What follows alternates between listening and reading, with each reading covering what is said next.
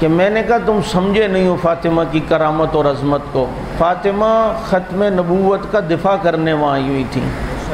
اگر خود بھی آئی ہیں یا بھیجا ہے ابو بکر کے پاس مقدمہ، تو یہ ختم نبوت کے ایک بات یاد رکھنا، مردوں میں جس شخص نے ختم نبوت کی حفاظت کی اسے ابو بکر صدیق کہتے ہیں، اور عورتوں میں جس عورت نے ختم نبوت کے عقیدے کی حفاظت کی اسے فاطمۃ الزہرا کہتے ہیں.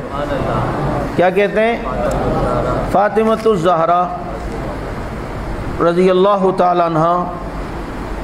اب جناب وہ کہتے ہیں وہ کیسے یار، انہوں نے کون سی جنگ لڑی ہے؟ میں نے کہا یہی تو بات تمہیں سمجھ نہیں آئی. حضرت فاطمہ آئی ہیں تاکہ اس حدیث کو شہرت ہو جائے کہ نبیوں کی وراثت نہیں ہوتی، ورنہ وراثت کے متعلق اور کتنی حدیثیں روایتیں وہ مشہور ہیں، لا وصیت لکافر لا وصیت لوارث، اور اسی طریقے سے اتنی ساری وراثت کے متعلق حدیثیں کتنوں کو پتہ ہی نہیں. لیکن یہ حدیث مشہور ہو گئی ہے کہ نبیوں کی وراثت. اب ذرا توجہ کرنا، یہاں فاطمہ اپنے والد کی ختم نبوت کی حفاظت در حقیقت یوں کر رہی ہیں کہ یہاں مقدمہ پیش کر کے اس حدیث کو شہرت دینی مقصود تھی کہ نبیوں کی وراثت نہیں ہوتی. اب جب یہ حدیث اتنی مشہور ہو جائے کہ نبیوں کی وراثت نہیں ہوتی، تو اب بعد میں اگر کسی نے نبوت کا دعویٰ کیا تو جو بھی نبوت کا دعویٰ بعد میں کرے گا تو ظاہر بات ہے اپنے پیٹ کے چکر میں، اپنے اولاد کے بینک بیلنس بنانے کے چکر میں کہ لوگوں کے نذرانے آئیں گے.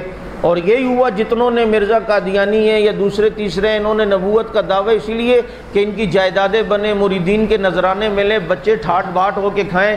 لیکن جب یہ حدیث اتنی مشہور ہو جائے کہ نبیوں کی وراثت نہیں ہوتی، تو جو نبوت کا دعویٰ کرے گا وہ مال جمع نہیں کرے گا کہ یار اگر مال چھوڑ کے گیا تو لوگ کہیں گے نبیوں کی تو وراثت نہیں ہوتی.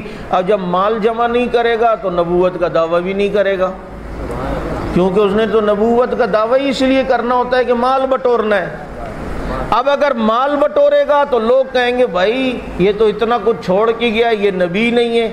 تو یہ ختم نبوت کی عورتوں میں اگر کسی نے حفاظت کی ہے اسے علی کی بیوی حسن و حسین کی اماں، نبی کے لخت جگر حضرت فاطمہ کہتے ہیں.